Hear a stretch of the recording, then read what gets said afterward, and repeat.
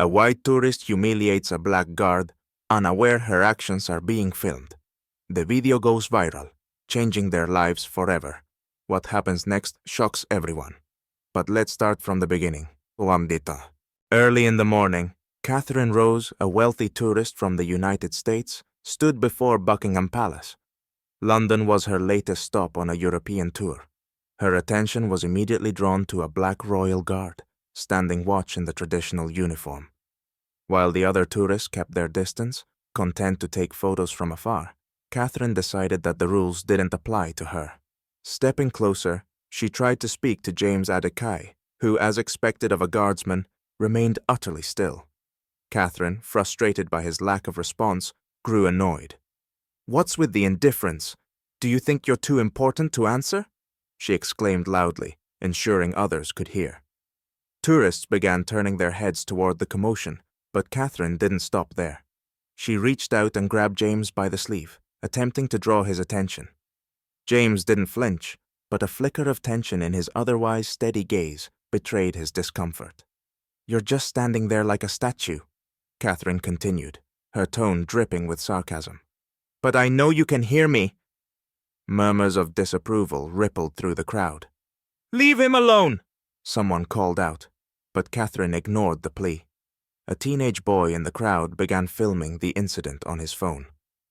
She pushed James, a deliberate move to provoke a reaction. The crowd collectively gasped. But James stood firm, unshaken. The only movement was in his eyes, fixed straight ahead, radiating quiet dignity. Catherine's voice grew louder. "You're only here for the show. What's the point of wearing that uniform? You're a disgrace to tradition." A security officer nearby, dressed in his uniform, noticed the scene and approached. "Ma'am, step back," he said, his tone firm. Catherine flared up, her face flushed with anger. "He's supposed to respond! Or is this what the Royal Guard has come to now?" The scene quickly drew a larger crowd. People began filming on their phones, and some called for Catherine to stop. Feeling the weight of the growing attention, Catherine hurled a few more cutting remarks before storming off, clearly convinced of her own righteousness. But her actions had already sparked something much bigger. The teenager who had been filming uploaded the video online, captioning it, "A royal guard maintains dignity in the face of humiliation. Watch how easily people lose their humanity." The video of the incident, filmed by the teenager, quickly went viral on social media.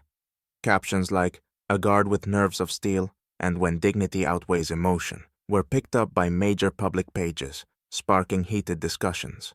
Within hours, millions of views turned James Adekaye into an unwitting hero. Meanwhile, Catherine, oblivious to the storm brewing online, continued enjoying her London tour.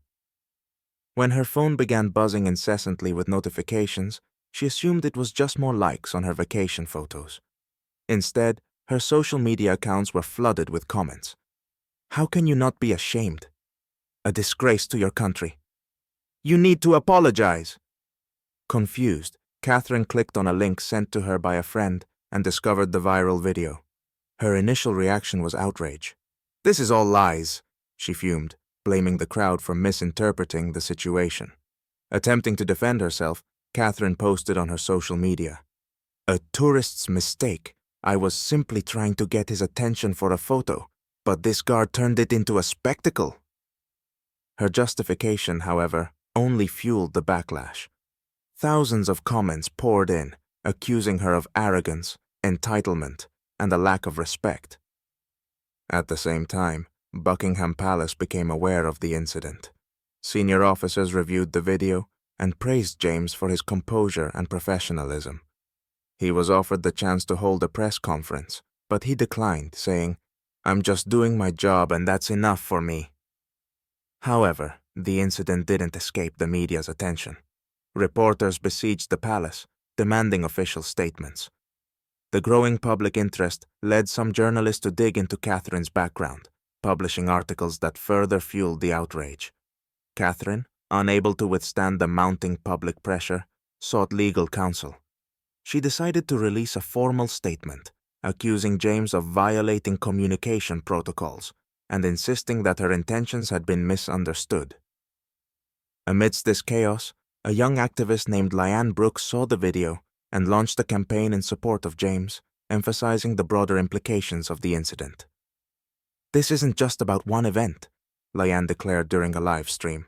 "This reflects how racism manifests even in seemingly simple situations. It's a stark reminder of the biases people carry." The pressure on Catherine intensified. Her face became a meme, her actions dissected in countless online debates.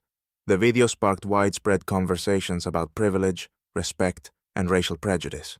But the story wasn't over. The events that followed would deepen the controversy and amplify its impact far beyond anyone's expectations. 3 days after the incident, the video featuring James Adekaye was the centerpiece of morning news segments. Liane Brooks had organized a series of posts under the hashtag Dignity Above All, which went viral. Thousands of people left supportive comments, sharing their own experiences with injustice. James had unexpectedly become a symbol of patience and dignity. Meanwhile, Catherine faced severe repercussions. Her attempts at self-justification online only fueled the backlash. Her employer contacted her, stating that her actions were incompatible with their values. Shortly after, she was dismissed from her position and forced to deactivate her social media accounts due to threats. Despite this, Catherine refused to acknowledge her wrongdoing. In a video statement, she blamed what she called cancel culture for destroying her life. As the public continued to dissect the incident, James finally agreed to an interview. In a quiet studio setting, he spoke about the experience of standing in uniform, enduring insults, and maintaining composure. "My job is to uphold the honor of the Royal Guard," he explained. "I won't let emotions take over. But this incident reminded me how important it is to address bias. This wasn't the first time I've experienced it." James's words sparked a wave of responses. People reflected on privilege and the importance of respecting other cultures and professions. Simultaneously, journalists began digging into Catherine's past, uncovering similar incidents where she had displayed entitlement and disrespect. This revelation only intensified public condemnation. In the meantime, Liane Brooks proposed organizing a campaign to support workers in positions of responsibility who often receive little respect, such as police officers, nurses, and security guards. James agreed to be the face of the campaign. Soon, his image appeared on posters with the slogan, "Maintain dignity, choose respect." The incident also reached the British Parliament, where leaders of various movements called for stronger initiatives to promote racial equality and cultural sensitivity training. Catherine's lawyer advised her to issue a public apology in an effort to quell the growing conflict. However, her pride prevented her from taking that step. She left London to avoid the public eye, while the world continued to discuss the case, using it as an example in the fight against bias and racism. 2 weeks had passed since the incident. The video of James Adekaye continued to gain momentum, and the hashtag #NaDignityAbove all became a symbol of the fight against discrimination. Meanwhile, Catherine Rose's life had taken a sharp turn. She had left London and settled in a small town, hoping to escape the wave of criticism. Yet even there, her past continued to haunt her. Neighbors who recognized her story avoided interaction, and local media outlets published exposés about her behavior.